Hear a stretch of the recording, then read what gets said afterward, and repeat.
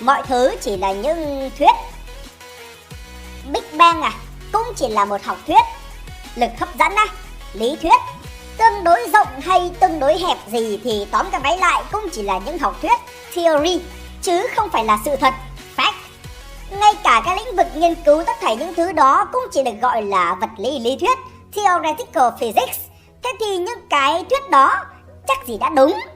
Nếu bạn từng nghĩ như vậy thì có lẽ bạn đã nhầm. Và thứ khiến bạn nhầm đó là sự khác nhau về mặt định nghĩa giữa khái niệm lý thuyết khoa học và lý thuyết trong giao tiếp thường ngày. Theo đó, để được công nhận là một học thuyết khoa học, một học thuyết cần phải được kiểm tra và xác minh nhiều lần bằng các phương pháp khoa học, sử dụng các quy trình quan sát, đo đạc và đánh giá kết quả được chấp nhận bởi cộng đồng khoa học, đồng thời còn phải tuân thủ một rổ những định lý, những quy tắc, những hằng số vốn được coi là sự thật. Còn trong đời sống hàng ngày, khi ta nói cái gì đó trên lý thuyết thì cái gì đó nó thường mang ý nghĩa ngược lại, nghĩa là chưa được kiểm chứng và nhiều khả năng là hoàn toàn không xảy ra ở ngoài đời thực. Nói vậy để thấy rằng tất cả những học thuyết mà chúng tớ từng đề cập trong các video về vũ trụ có thể chưa chính xác, có thể chưa phải là sự thật, thế nhưng chúng là những thứ gần với sự thật nhất mà những bộ óc vĩ đại nhất của nhân loại có thể tìm ra. Thế cho nên là các bạn cứ tin mạnh vào, hoặc là thử chứng minh chúng sai xem sao. What is natural selection? Natural selection is one of several key concepts contained within the theory of evolution. To understand exactly what natural selection is and why it's so important, let's first take a quick look at two other evolutionary concepts, descent with modification and the overarching idea of common descent. Descent with modification is the observable fact that when parents have children, those children often look and behave slightly different than their parents and slightly different than each other. They descend from their parents with modifications. The differences found in offspring are partially due to random genetic mutations. Common descent is the idea that all living things on Earth are related. They descended from a common ancestor. Through the gradual process of descent with modification over many generations, a single original species is thought to have given rise to all the life we see today. The common descent of all life on Earth is not a directly observable fact. We have no way of going back in time to watch it happen. Instead, common descent is a conclusion based on a massive collection of facts. Facts found independently in the study of fossils, genetics, comparative anatomy, mathematics, biochemistry, and species distribution. Because the evidence for common descent is so overwhelming, the concept has been around since ancient times. In the past, however, it was rejected by many philosophers and scientists for one main reason. You cannot get order and complexity from random chaos alone. The bodies and behaviors of living things are extremely complex and orderly. Descent with modification simply produces random variation. All through history, no one could explain how complex life arose from simple life through random variation until Charles Darwin discovered natural selection. Charles Darwin, who lived from 1809 to 1882, was a naturalist, someone who studies nature. At the start of his career, he traveled the world by ship, collecting and documenting plants and animals. During his travels, Darwin became very interested in the idea of common descent. He noticed that islands contain species of plants and animals unique to those islands. They can't be found anyplace else on Earth, but they often look and behave surprisingly similar to creatures found on nearby continents. Tortoises on the Galapagos Islands can be distinguished from those of Africa. Meanwhile, with the exception of size, they're almost identical to a species found nearby in South America. Darwin believed these similarities could be best explained through common descent. Long ago, a tortoise from the mainland may have drifted to the islands, possibly on a raft of storm debris, and once arriving, laid her eggs. Random changes caused by descent with modification over thousands of years eventually transformed the island creatures and the mainland creatures so much that they could no longer be considered the same species. This idea made good sense to Darwin, except for one thing. The island creatures he found weren't just randomly different from their mainland cousins. They were specially adapted for island life. The Galapagos is a collection of 18 main islands, many of which are home to tortoises. The larger islands have lots of grass and vegetation. Tortoises there grow extra heavy and have dome-like shells. Some of the smaller islands have very little grass, forcing the tortoises to feed on island cactus. The best cactus pads grow on the tops of these plants. Fortunately, tortoises on these islands are equipped with expanded front legs and saddle-like shells, allowing them to stretch their necks extra long to reach their food. It's almost as if these island creatures have been perfectly sculpted to survive within their unique environments. How did this sculpting take place? Random descent with modification alone could never do such a thing. Darwin drew upon his knowledge of selective breeding to answer this question. For thousands of years, farmers have been taking wild plants and animals and through the process of selective breeding have sculpted the original wild forms into new domestic forms much better suited for human use and consumption. The process is slow but simple. If a single plant produces 100 seeds, most will grow to be nearly identical to the parent plant. A few, however, will be slightly different. Some variations will be undesirable, smaller size, bitter taste, vulnerability to disease, and so on. Other variations will be highly valued. Thicker, sweeter leaves, for example. If a farmer only allows the best plants to reproduce and create seeds for the next crop, small positive changes will add up over multiple generations, eventually producing a dramatically superior vegetable. You might be surprised to hear that broccoli, cauliflower, kale, Brussels sprouts, and cabbage are all just different breeds of a single type of weed commonly found along the shores of the English Channel. The evolution of this original plant into all the varieties we see today was carefully guided by different farmers around the world who simply selected for different traits. It's important to note that the farmer doesn't actually create anything. Random descent with modification creates new traits. The farmer simply chooses which of those new creations are allowed to reproduce and which are not. Darwin proposed that nature itself is also capable of selection. It may not have an intelligent brain like a farmer, but nature is an extremely dangerous place in which to live. There are germs which can kill you, animals that can eat you. You could die of heat exhaustion. You could die of exposure to the cold. When parents produce a variety of offspring, nature, simply by being difficult to survive in, decides which of those variations get to live and reproduce, and which do not. Over multiple generations, creatures become more and more fit for survival and reproduction within their specific environments. Darwin called this process natural selection. Since Darwin first put forth his idea in the mid-1800s, natural selection has been studied and witnessed numerous times in nature and in the science lab. What started out as a mere idea is now officially an observable fact. Darwin's discovery has greatly expanded our understanding of the natural world. It's led to countless new breakthroughs, and it finally allowed scientists to seriously consider the idea of common descent. So to sum things up, what exactly is natural selection? Natural selection is the process by which random evolutionary changes are selected for by nature in a consistent, orderly, non-random way.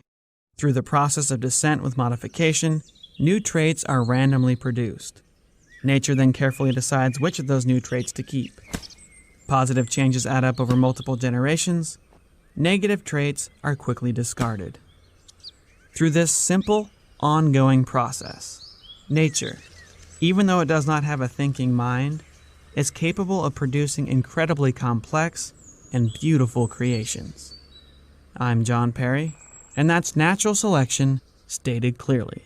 Our species probably began about 200,000 years ago, and judging by the fucking state of us, I think we can all agree it was a terrible idea. We are called Homo sapiens, but we were not the first human-like creatures on the planet, however. Homo habilis were making tools about 2 million years ago, Homo heidelbergensis were building shelters about 700,000 years ago, Neanderthals were probably just as brainy as us. They wore jewelry, maybe buried their dead, and always passed the joint to the left. There were at least 15 other human species we know about, and now they are all gone. The last 3 surviving species of human were Neanderthals, who probably died out about 30,000 years ago, Homo floresiensis, who disappeared about 12,000 years ago, and us, Homo sapiens, aka bipedal bastards. And if you hadn't noticed, we are still here.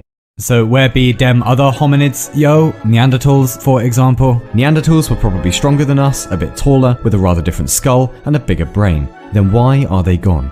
You see, old Gary Neanderthal might have been a smarty pants, but we had a secret weapon, which is mouthy word noises. Speech is fine for dissing and cussing, but it lets you do other stuff, like organize. This allows you to, as the evolutionary biologists put it, fuck shit up! Neanderthals were hanging about in Europe doing crochet, cracking open cold ones, until around 45,000 years ago, when us sapiens turned up coming from East Africa. And within 5,000 years of meeting us, they were gone. All of them. Combine that with the fact that we can make big wordy noises, were socially complex, and probably had domesticated doggos at some point for help, and we were a force to be reckoned with. So that was that. We were bumming around for a while as hunter-gatherers, the land was often barren, the climate was often hostile, death lurked everywhere, so Portsmouth, basically. But it really wasn't all bad. We think the average work week might have been around 20 to 40 hours. Their diet was probably quite varied. Vegetables, fruit, nuts, insects, borzoi, whatever they could find. And they weren't idiots. Most members of the tribe had to know the core skills of survival. Which berries will make you dead immediately, how to remember the terrain, how to build tools, how to stay alive. They were generalists. They had to be. Anyway, that went on for a few 100,000 years until we got around to developing agriculture, probably about 12,000 years ago. And suddenly, if we don't find food, we'll all die, turned into, if you eat my food, you'll die, then into, I'm full, but I'll eat some more. And then into, yeah, I'll have the gluten-free macaroon and the lactose-free avocado shake. Merci beaucoup. And then we went off to build society. How? Scrawny, breakable, generally pathetic, but enough about myself. We are not a formidable species physically, but we can do language. And if you can do language, then you can do myths. And if you can do myths, then you can conquer the world. You will own at least hundreds of thousands of objects in your life, because you believe in a myth called money. If you give me this paper and the number is right, I will give you stuff. And the myth works because most of us agree to play by the rules. The same applies to universities, governments, nations, whatever it is. It's not that these things are lies, it's just that they're abstractions that only live in our heads. And if you don't have language, you can't do them. You really can't. And if you can't do them, you can't do big societies. Language is probably the gateway to civilization. And now, we own the fucking world. But it's been quite a journey. There is some evidence that around 100,000 years ago the human species bottlenecked to somewhere between 3,000 and 10,000 humans in the entire world. By definition, that made us an endangered species, teetering on the edge of extinction. One theory holds that this was thanks to a supervolcano in Lake Toba, Indonesia, possibly bringing in a volcanic winter. And even if that wasn't the cause, disease, strife, famine, ignorance, and hardship weren't occasional visitors to the human condition, they were the human condition for most of our history. But here we are now, a most populated planet. For better or worse, we have arrived. It took 200,000 years to get to our first billion humans, that was in 1804, but then we jumped to 2 billion in 1927, and then 3 billion in 1959, 4 billion in 1974, and finally 7 billion in 2007. And now, we are invincible. We've outsmarted time, we've outsmarted death, we've outsmarted crops and disease and the weather. The state of the human union is strong. What could possibly go wrong now? What could possibly go wrong now? What could possibly go wrong now? What could possibly go wrong now? What could possibly go wrong now? What could possibly go wrong now? What could possibly go wrong now?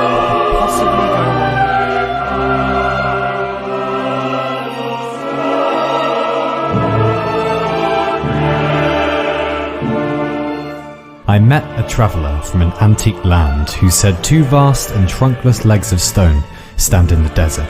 Near them, on the sand, half sunk, a shattered visage lies, whose frown and wrinkled lip and sneer of cold command tell that its sculptor well those passions red, which yet survive, stamped on these lifeless things, the hand that mocked them, and the heart that fed. And on the pedestal these words appear. My name is Homo sapiens, hominid of hominids. Look on my works, ye mighty, and despair.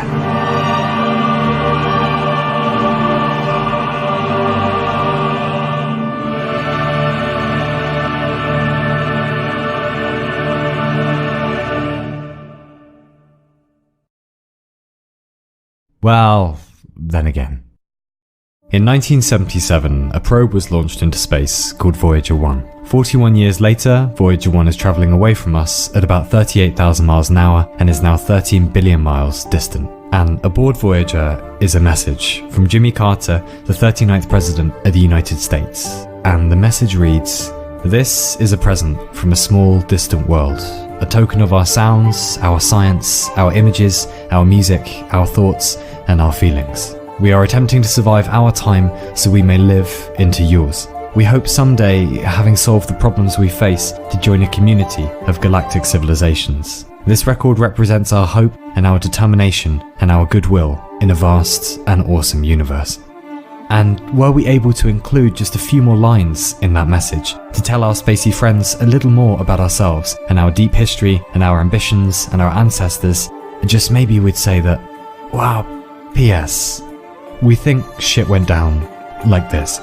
Life probably began on our planet about 4 billion years ago as simple organic machines. We don't know how yet. Then a sudden explosion of diversity 500 million years ago. 50 million more years and plants are taking the land over. 50 million more and insects have arrived. Next, the dinosaurs are taking the stage, 700 species at least, ruling the planet for around 145 million years before something, possibly asteroid-shaped, wipes them out. But it's okay because here come bats and butterflies, giraffes, bears, hyenas, sloths, vultures, mammoths, turtles! You fucking name it. And then the rise of the primates, and 2 million years ago appear our first true ancestor, Homo habilis, and at least 15 other species of the Homo genus spreading out across the world, until about 200,000 years ago when a new genus, our genus, emerges. Homo sapiens, large-brained organizers, talkers, thinkers, capable of high abstraction, of building tribes and cities and nation-states, capable of ending the world in a day. We have stepped into an age of great technological potency, though there are gaping holes in our wisdom. We've become a global superorganism, though we still harbor our tribal inclinations. We've pulled a bunch of fuck-ups, and we're really quite confused and alone,